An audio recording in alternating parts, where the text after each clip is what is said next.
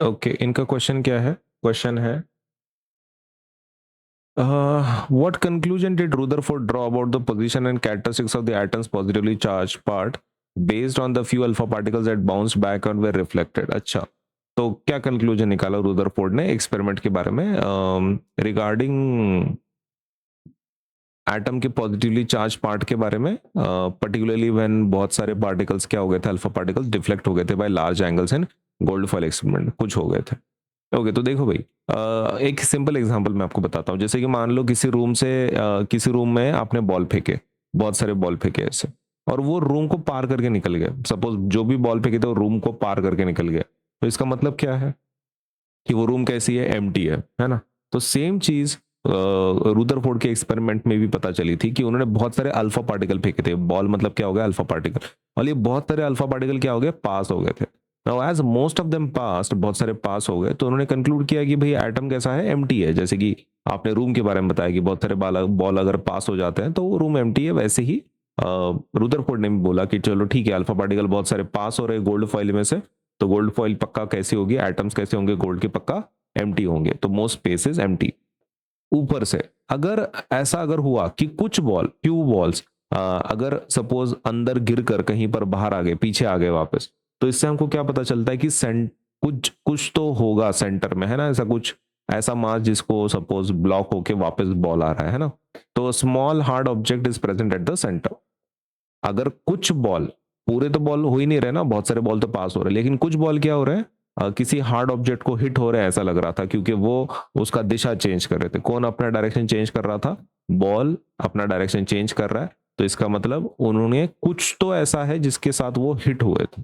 Okay, तो इनके साथ भी वैसा ही हुआ गोल्ड फॉइल एक्सपेरिमेंट में। आपके जो अल्फा पार्टिकल्स है वो क्या हो रहे थे, कुछ few deflected through large angles and few bounce straight back. कुछ ऐसे भी हो गए कि जिस दिशा से आए थे उसी दिशा में वापस चले गए, मतलब जिस दिशा से आए उसी दिशा में वापस चले गए।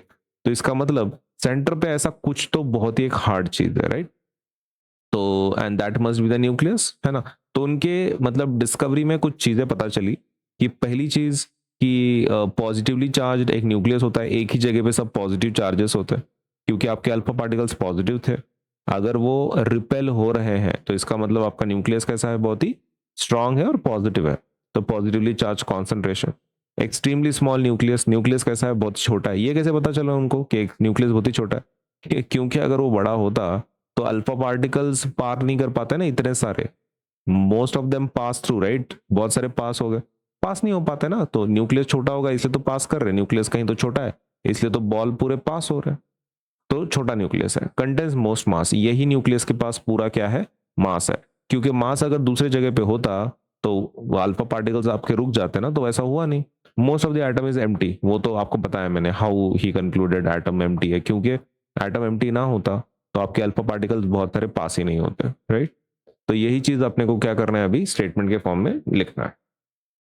अभी मैं एक एग्जाम का आंसर देता हूं तुमको, छोटा वाला, then we will go for some थोड़ा सा बड़ा वाला, ठीक है, डिटेल वाला। तो दोनों में से कौन सा लिखना है आप चूज कर लेना फिर।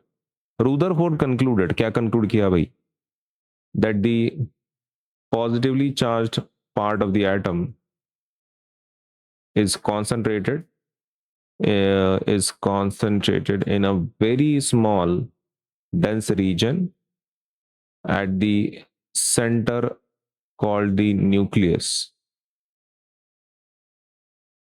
The nucleus contains most of the mass and all the positive charge of the atom. Since only few alpha particles were deflected or bounced back,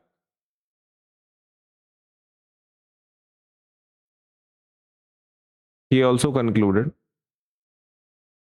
that most of the atom is empty space, है ना, empty space है, ऐसा उन्होंने conclude किया। सही है ना। Okay, तो पहला पॉइंट देखो, Rutherford concluded that positively charge atom is concentrated. ये सही है क्या, रुदरफोर्ड ने बोला था कि भाई कॉन्सेंट्रेशन है पॉजिटिव चार्ज का एकदम छोटे स्पेस में, जिसको न्यूक्लियस बोला जा सकता है। न्यूक्लियस के अंदर पूरा मास होगा एंड वो पूरा पॉजिटिव चार्ज वहीं पे भरा होता है। एंड कुछ अल्फा पार्टिकल्स सपोज क्या हो गए थे, बाउंस बैक हो गए थे, राइट, डिफ्लेक्टेड. तो ये also concluded that most of the atom is empty space.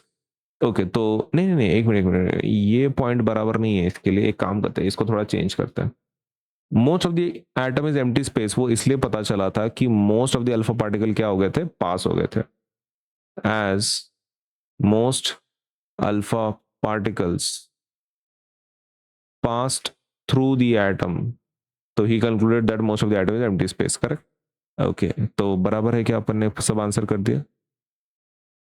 Okay, few, अच्छा अच्छा, फ्यू बाउंस हो गए थे, राइट. ठीक है ठीक है. तो उनके पॉइंट्स ये हैं, फर्स्ट एंड सेकंड. एज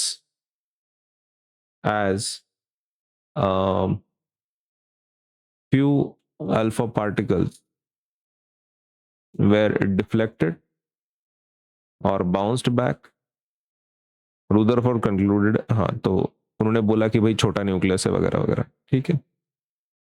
और कुछ बाउंस भी हो गए थे ना, तो मतलब ये दो पॉइंट्स थे.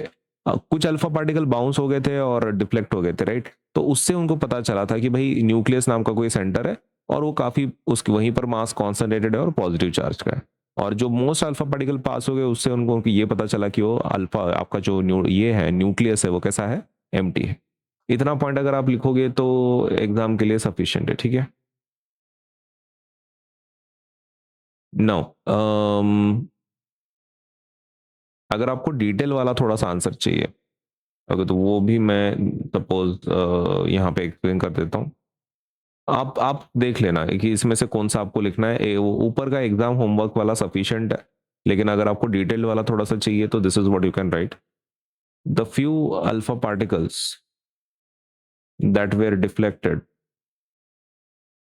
Through large angles or bounced back showed that the positive charge of the atom is not spread throughout the atom. है ना, थ्रूआउट द एटम तो स्प्रेड नहीं है. आपका क्या बोल सकते हैं, ये गलत हो रहा है स्पेलिंग, THROUGHOUT. हाँ, थ्रूआउट द एटम तो स्प्रेड नहीं है, राइट. पॉजिटिव चार्ज ऐसे पूरे एटम में फैला हुआ नहीं है जैसे जे थॉमसन ने बोला था. रुदरफोर्ड कंक्लूडेड दैट, क्या कंक्लूड किया भाई, पहला पॉइंट उन्होंने बोला the positive charge is concentrated in a very small reason.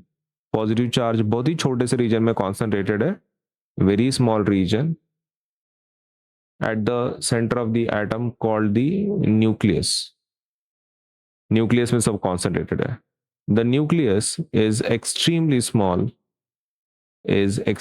Small and very dense. है ना, एक्सट्रीमली स्मॉल है और बहुत डेंस है.